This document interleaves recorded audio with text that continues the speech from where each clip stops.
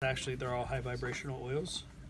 What's in that? There's Can we smell that, John? rosemary, there's some white sage, sandalwood, lang lang, not lang lang. Yeah.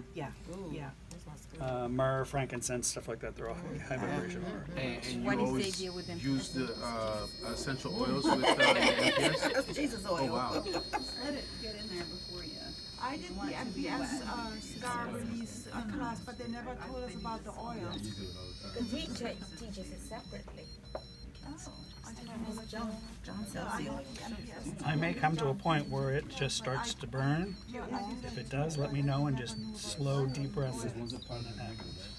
I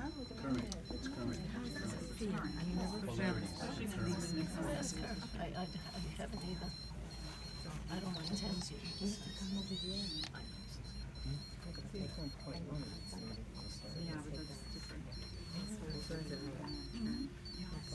It's hard to see, John. Are you going in or are you going on I'm the on side? either side, and just how like somebody would have stitches, I'm going about that distance apart. So you're kind of going on an angle. Yep, slightly in.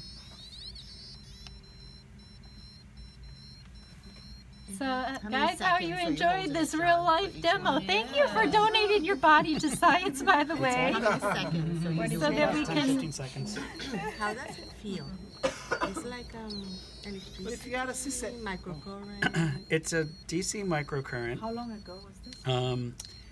If the point or the area that I'm treating doesn't necessarily need it, it has a higher resistance, it's not going to feel like anything. But if the point or the area has a low resistance to it, it's going to either feel kind of like a bee sting or a little bit hot. They usually heal keloid.